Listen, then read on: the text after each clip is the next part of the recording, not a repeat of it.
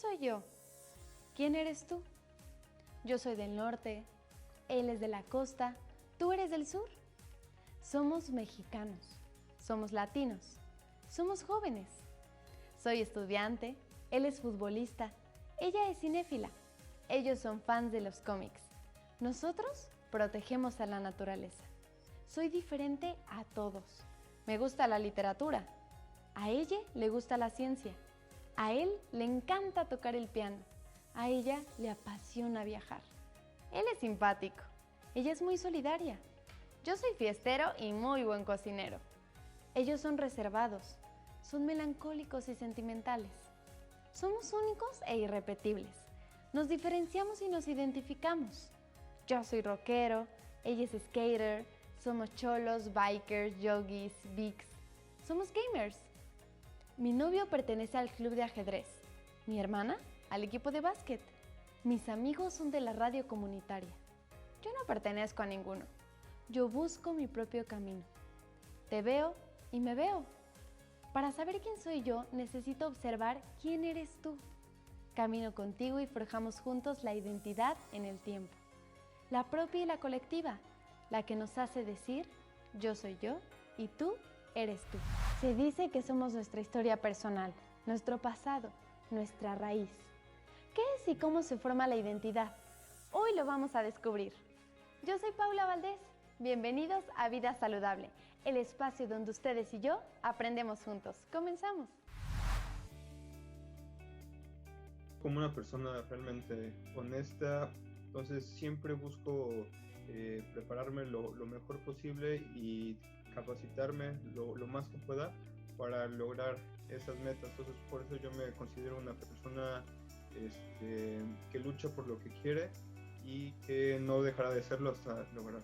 Pues yo creo que soy una persona muy independiente, sensible, no sé, como que también me adapto muy, o sea, trato de adaptarme siempre, como ver el panorama en todo, o sea, como ver muchos, vaya, sacarle como a todo, como que le veo lo bueno, lo malo y, o sea, hasta llegar al fondo, así, literal, como que me gusta, no sé, como llegar a ver todo lo posible de la gente, de las cosas, soy muy observadora.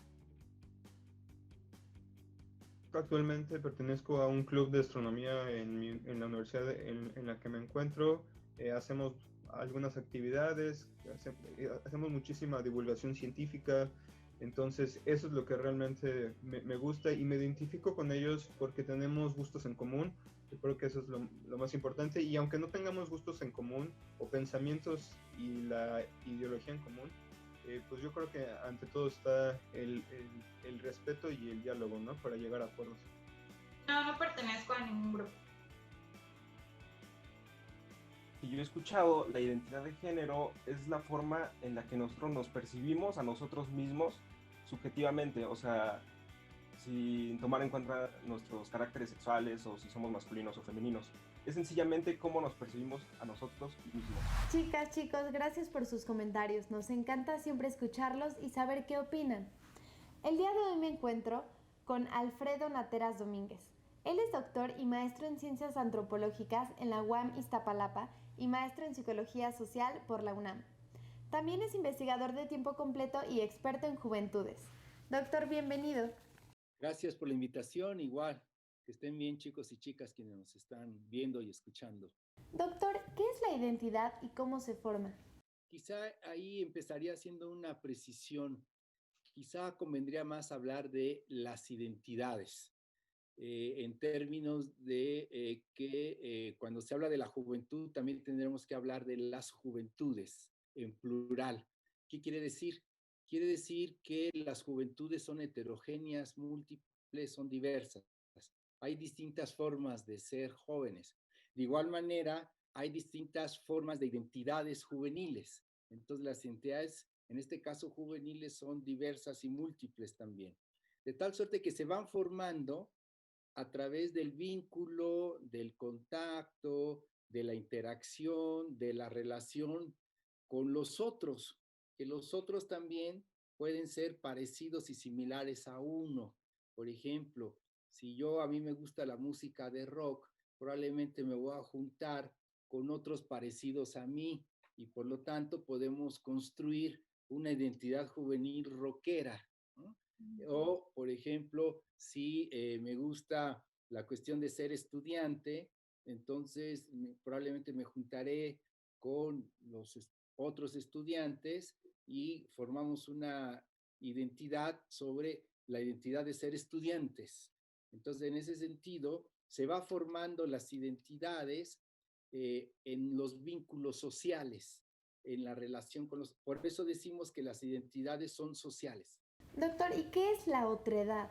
La otredad básicamente tiene que ver con el otro. El otro puede ser un otro joven como yo, el otro puede ser mis figuras parentales, el otro puede ser un grupo, el otro puede ser una institución. Entonces, el otro tiene que ver con que sin el otro no podemos ser nosotros.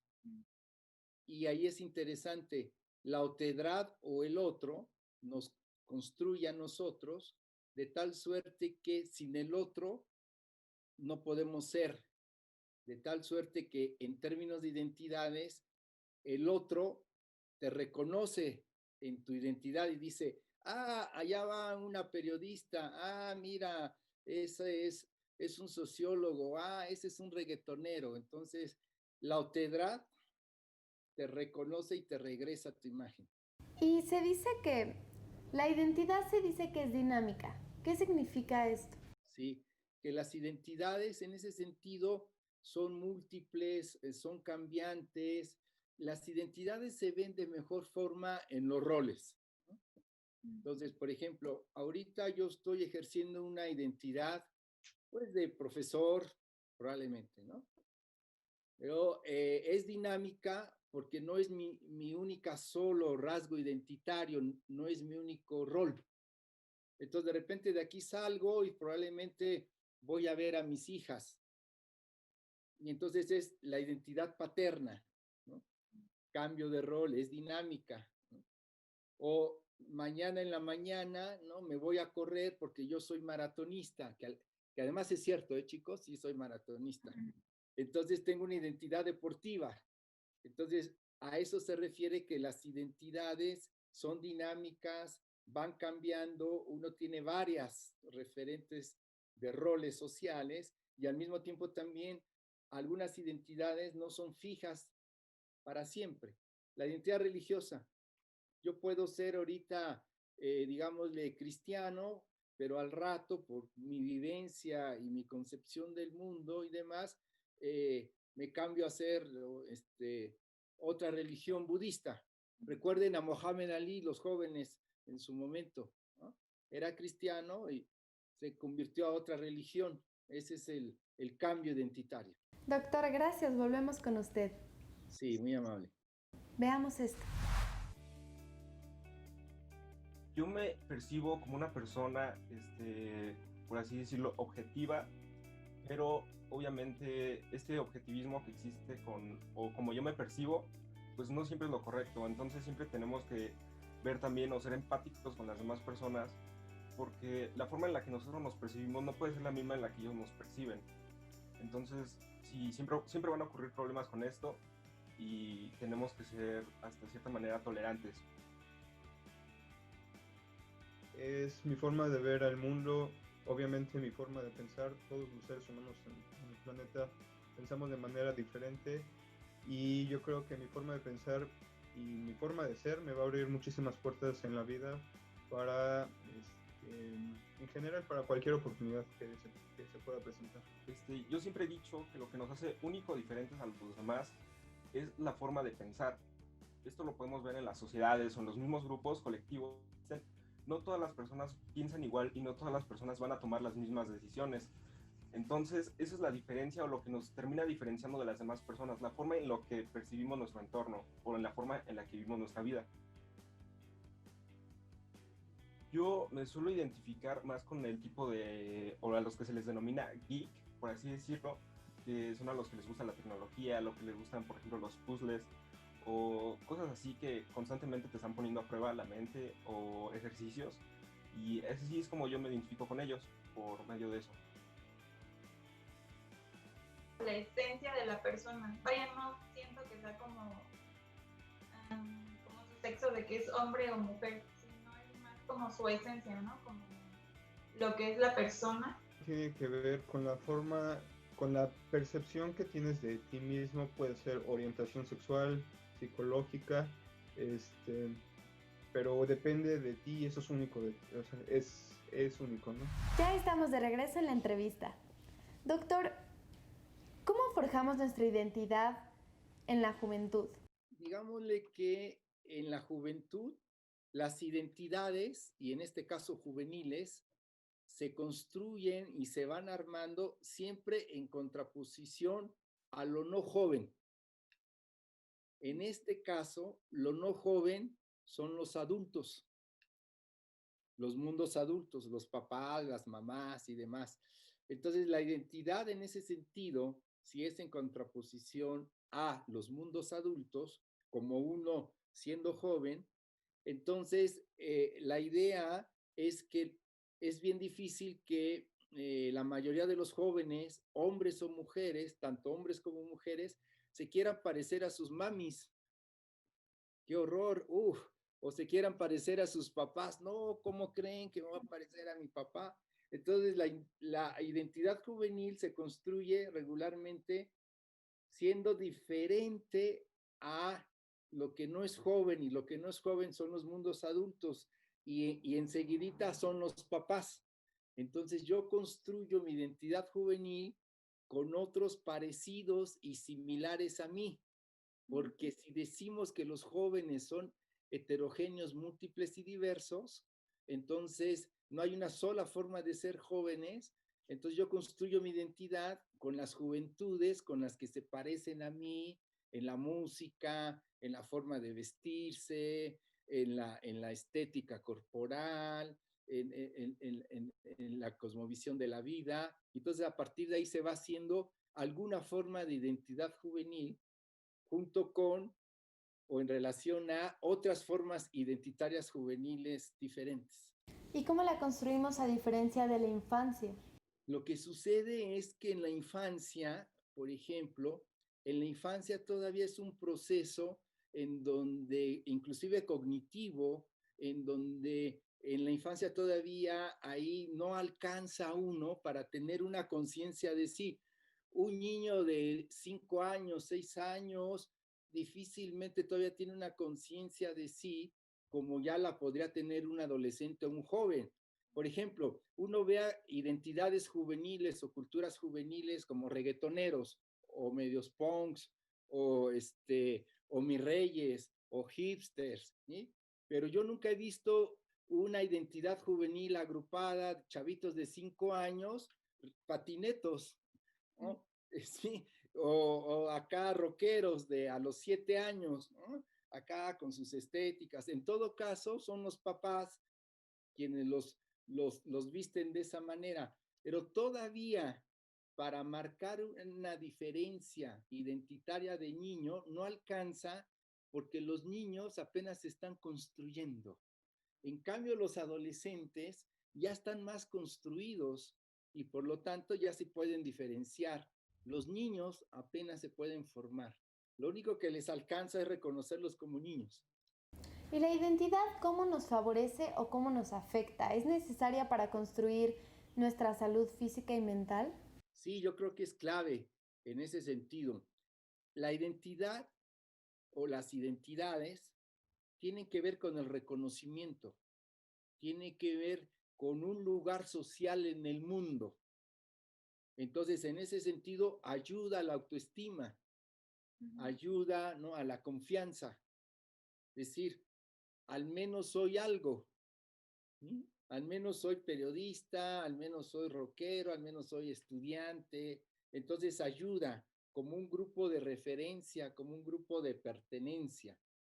Ayuda. Ahora, dependiendo de los grupos de referencia o de pertenencia, por ejemplo, también hay algunas identidades desacreditadas de por sí. Por ejemplo, los grupos más o menos de palomillas o de pandilleros, si yo hablara de los cholillos, están identitariamente desacreditados. Hay identidades desacreditadas. O los jóvenes con una adscripción identitaria de que son consumidores de marihuana, están desacreditados. O los jóvenes con una estética, digámosle, que traen tatuajes, que traen perforaciones, regularmente los desacreditan, porque dicen o asocian, no, pues ese vato ha de ser una lacra, ese vato ha de ser un asaltante o medio delincuente. Entonces, hay identidades que favorecen a uno en términos de reconocimiento, en términos de pertenencia, en términos de lugar social, pero a veces algunas identidades socialmente ya están desacreditadas. Lo que no pasa con el que tiene la adscripción. Él se sienta a todo dar. Y cuando decimos que hemos perdido la identidad o que estamos buscándola, ¿a qué nos referimos? Cuando se dice que la identidad se pierde, yo creo que se dice mal. No hay nadie que no tenga rasgos identitarios de algo, ¿sí? Entonces, en ese sentido, cuando dice que se pierden, es no entender que en las identidades hay mezclas, ¿no? Es decir, por ejemplo, nuestros jóvenes cholillos migrantes, ¿no? Migrantes que se van o se fueron a los Estados Unidos, o los chicanos, jóvenes chicanos. Estando en Estados Unidos, culturalmente, son demasiado mexicanos para ser norteamericanos y los discriminan, pero no han perdido sus rasgos identitarios mexicanos. Pero los cholillos de acá, de México, son demasiado norteamericanos para ser mexicanos y son discriminados. El Día de Muertos, jóvenes, esto es interesante, Día de Muertos que acaba de pasar. Bien, jóvenes de aquí hacen la fiesta de Halloween, que es más una cultura identitaria norteamericana, pero al mismo tiempo hacen su ofrenda y su altar. Los jóvenes de allá, en Estados Unidos, los jóvenes mexicanos, ¿sí?, hacen sus altares.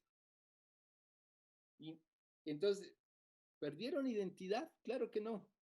Pero a su vez en la nochecita, ¿no?, se visten de calabaza y se van de Halloween. ¿Ah? Entonces, la identidad no se pierde, la identidad se mezcla. Hay varias identidades al mismo tiempo. ¿Y las identidades juveniles cómo se expresan hoy en día? ¿Siguen siendo vigentes las tribus urbanas? Las identidades juveniles continúan. Lo que ya no es tan vigente en términos de academia, o sea, de los académicos, es el concepto de tribu urbana, ¿sí? Más bien estamos hablando de adscripciones identitarias, de agrupamientos identitarios, de colectivos identitarios, más de que de tribus urbanas, porque no ayuda la idea de tribu urbana. La idea de tribu urbana es como si fuera salvaje, ¿no? Así, ¿no? Y entonces la idea de tribu es como una cuestión folclorizada, y además es un concepto de Michel Maffesoli, un europeo posmoderno. Entonces, siguen habiendo agrupamientos, pero ya el concepto de tribus urbanas ya no ayuda. ¿Y todas las identidades son válidas o hay algunas que no? Todas son, en ese sentido, importantes en términos de que los que adscriben a esta adscripción, ¿sí?, tienen un lugar social, con esas tienen un prestigio, un reconocimiento social. En ese sentido, de estas identidades juveniles más culturales, ¿sí? El asunto es que algunas de estas identidades son discriminadas. Esa es la diferencia, que algunas son discriminadas. Doctor, pues le agradezco mucho la entrevista. En el patio, un pájaro pía, como el centavo en su alcancía. Un poco de aire, su plumaje se desvanece en un viraje. Tal vez no hay pájaro ni soy ese del patio en donde estoy. Identidad, poema de Octavio Paz.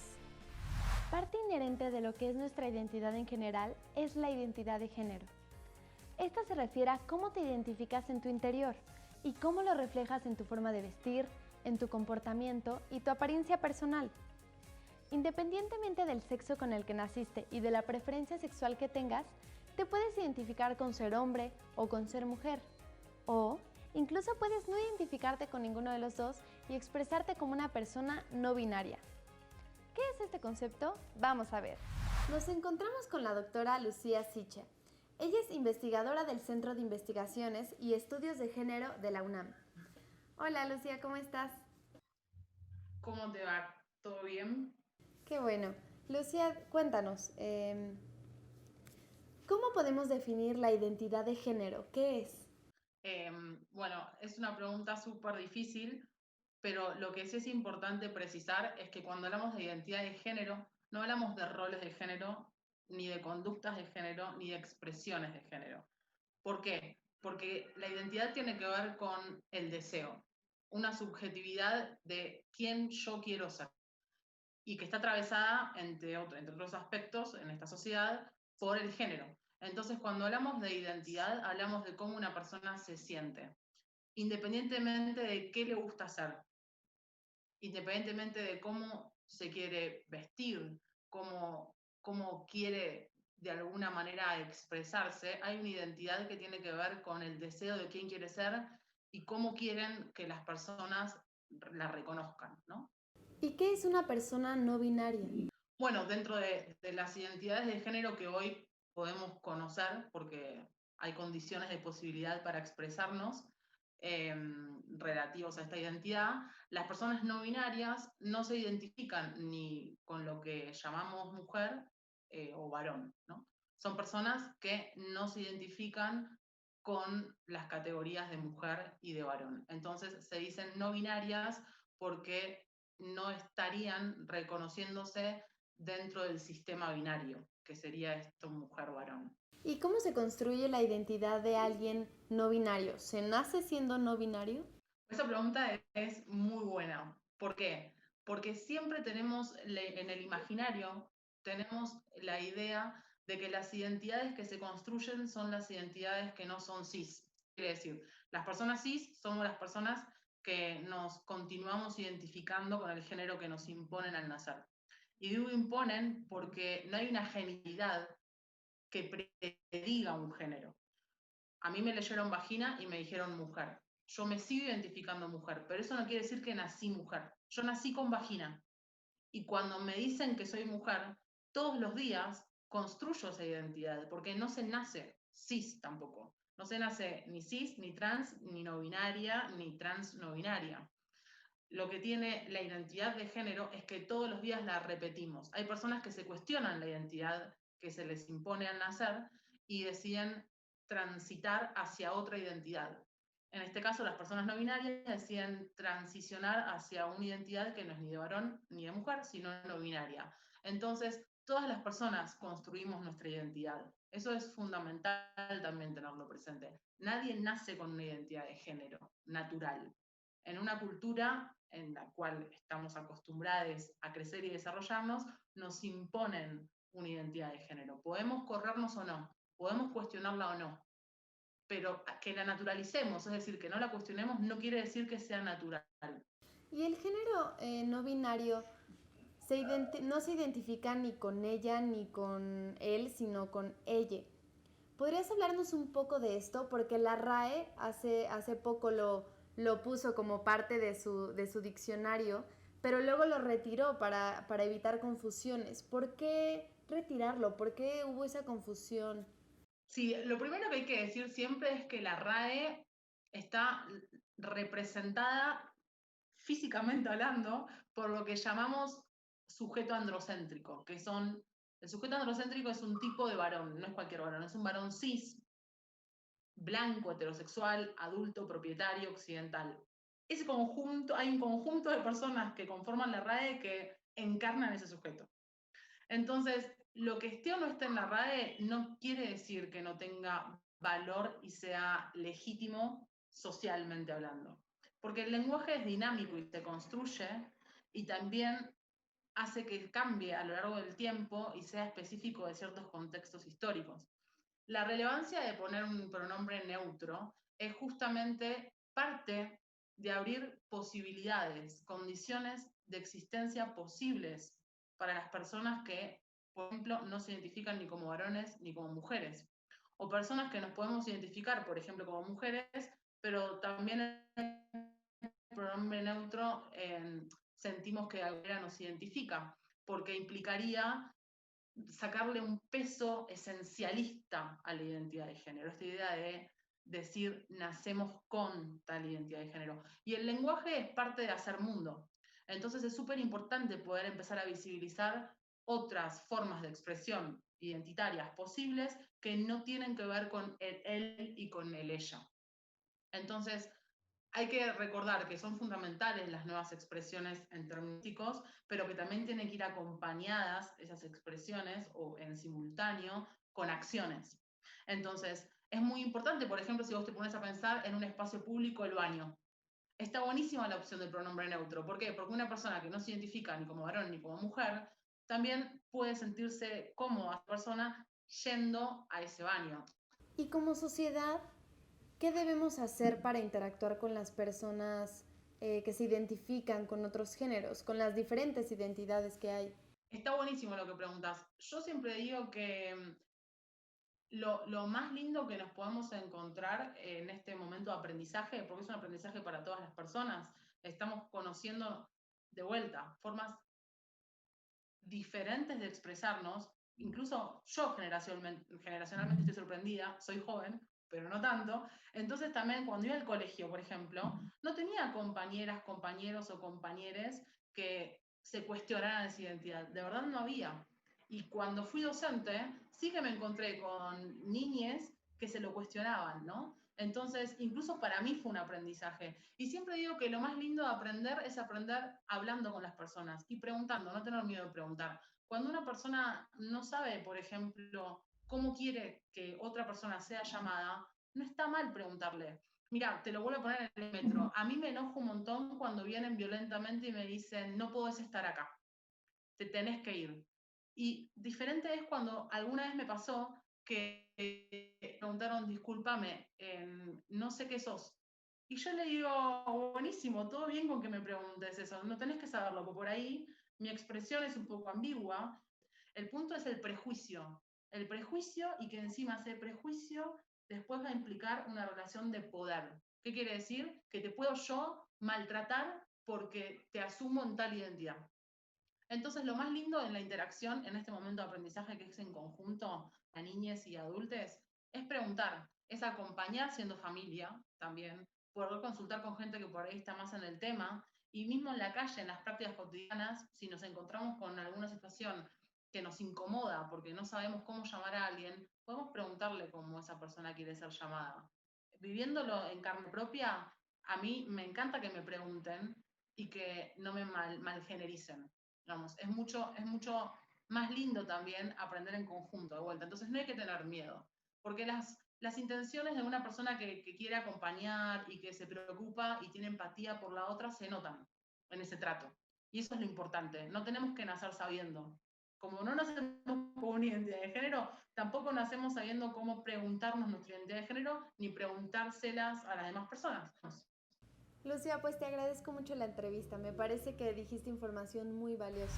La identidad es lo que nos hace ser únicos e irrepetibles.